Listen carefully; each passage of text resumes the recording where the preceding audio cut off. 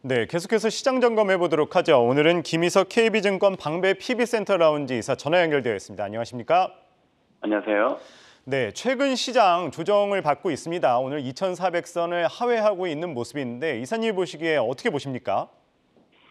예, 최근에 일단은 미국의 ISM 제조업 지수가 49포인트로 기준선을 일단 하락하면서 경기 침체에 본격적으로 들어가는 게 아닌가 이제 시장에서 염려하고 있는 부분들이 있고요. 그런 부분들은 이제 시장 전반적으로 이제 투심을 악화를 시키면서 국내 증시 같은 경우는 외국인 기관들의 수급 개선 부분이 계속 악순환이 되고 있는 것 같습니다. 이러한 부분들은 국내 증시의 수급 개선이 선결적인 해결 여건이 되지 않는 한 당장은 효과적인 반등은 좀 기대하기가 힘들고요. 그런 부분들이 이면에는 내년 실적, 국내 같은 경우는 내년 실적 기준으로 해서 PR이 11배 수준으로 글로벌 시장 여러 여타 나라들 특히 중국 같은 경우는 9배 수준까지 내려와 있고요. 그래서 국내 증시의 11배 수준의 PR 같은 경우는 상대적으로 그렇게 매력적인 부분들이 좀 이제 덜하지 않냐 이렇게 얘기 나오는 것 같습니다. 그 와중에는 일단은 우리나라의 국내 증시의 이제 가장 큰 부분은 이 반도체 부분인데요. 메모리 반도체의 공급 과잉으로 내년도에는 가격 하락하고 출하량 감소로 일단 실적 악화가 나타난다는 부분도 나타나고 있습니다. 네, 그런 가운데 이 최근에 이 미국의 고용과 소비 지표를 보면은 이 연준의 긴축이 예상보다 오래가고 경기 침체도 이제 곧 다가온다 이런 이야기가 나오고 있습니다. 리스크 계속될 것이라고 보십니까? 예, 일단은 전체적으로 조금 전에 말씀드렸지만 경기 침체에 대한 우려가 나오는 여러 가지 수치들이 나오고 있고요. 이런 부분들이 이제 가장 근간이 되는 부분들은 신규 주문이 재고 지수보다 빠르게 하락. 결국은 재고 부분보다는 신규 주문이 이제 빠르게 하락하고 있다는 부분들은 결국은 재고 순환 지표가 안 좋아진다는 부분이고요.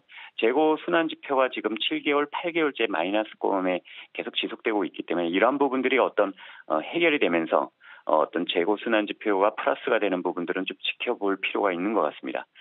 특히나 이제 시장 참여자 매니저들이 향후 1년 내에 미국의 경기 침체 확률이 60% 이상 상회한다는 부분들을 전망하고 있고 이러한 부분들은 시장에 대해서 일단은 선뜻 적극적인 매수세에 임하지 못한 이유가 되는 것 같습니다.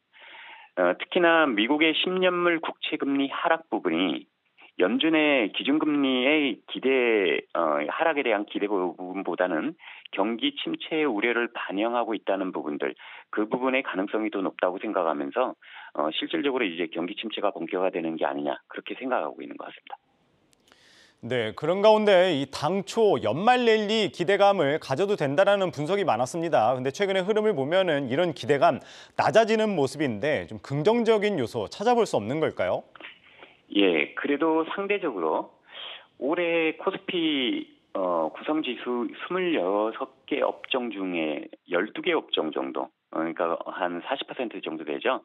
12개 업종이 22년 올해 저점 대비해서 플러스 한 20% 이상 반등이 나와 있는 것 같습니다. 그런 부분들은 결국은 시장은 약세장에서 일단은 어느 정도 벗어난 게 아닌가 싶습니다. 그런 부분들이 이제 요인이 되는 부분들은 2023년 내년이죠. 코스피 순이익의 추정치가 상반기 대비해서 6월달 대비해서 지금 하반기 같은 경우 12월 같은 경우 마이너스 23%로 이미 내년 실적을 상당히 하향 조정을 해놨습니다. 이 하향 조정을 해놨기 때문에 지금 지수나 전체적인 업종의 평균적인 주가 수준이 그렇고요. 결국은 하향 조정이 돼 있었던 부분들이 과거 역사적인 부분들을 보면 글로벌 금융위기 때 말고는 이렇게 제 다음 연도, 차년도에 가장 큰 폭의 하향 조정이 나왔던 적은 현재까지는 크게 없습니다. 그런 부분들을 반대로 생각하면 이제 시장에서는 내년 실적에 대한 부분들이 하향되는 부분들을 좀 반영을 하고 있다 이렇게 생각을 할 수 있습니다.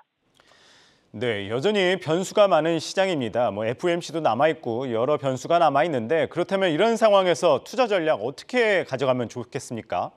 예, 조금 전에 말씀드린 내년 실적에 대해서 마이너스 23% 이상 이미 하향 조정을 하고 있기 때문에요.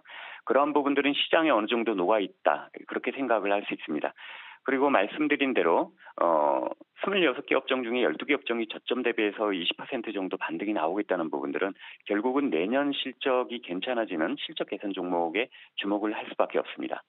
특히나 순이익의 추정치가 과도하게 하향이 됐던 업종들이 보통 차기 년도에 상대적으로 수익률이 굉장히 높게 나옵니다. 리스크 대비해서 수익률이 높기 때문에 연간 올해 실적 추정치가 하향되고 있는 업종들이 내년도 실적, 특히 이제 12월 연말과 1월 달에 좀 포트에 좀 담아가는 전략이 괜찮을 것 같고요. 추정치가 과다하게 하향됐던 업종이 철강, 건설, 그다음에 미디어, 소프트웨어하고 조금 전에 앞에 말씀드린 반도체 쪽도 이제 서서히 좀 반영되는 게 아닌가 싶습니다. 반도체 디스플레이 업종까지 좀 보시면서요. 이런 업종 중에서 실적이 전년 동기, 내년 실적이 조금 과도하게 좀 안 나와 반영이 돼 있던 그런 종목 업종으로 좀 포트폴리오를 찾아가면서 그게 이제 과도하게 반영돼 있던 부분들이 나오는 시점에서는 포트에 담아가는 것도 괜찮은 전략 같습니다. 네, 철강과 건설, 미디어, 반도체, 디스플레이주들 관심 가져볼 필요 있다 말씀 주셨습니다. 김희석 KB증권 방배 PB센터 라운지 이사였습니다. 말씀 고맙습니다. 감사합니다.